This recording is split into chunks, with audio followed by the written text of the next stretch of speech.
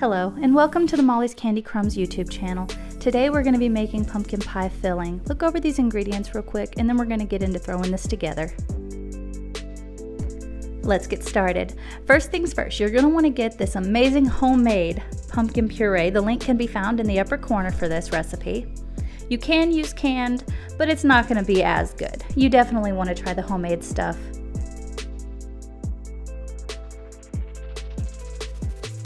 Now you want to add in your cinnamon and your salt.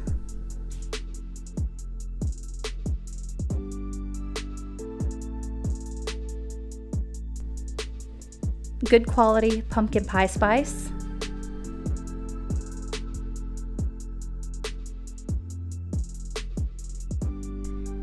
And your white granulated sugar.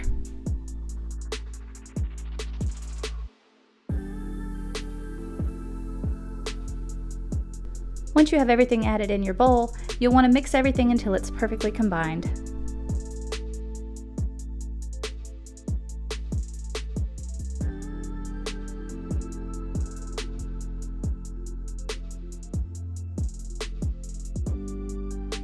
Once it is mixed together and completely combined, you are ready to put it in a pie shell.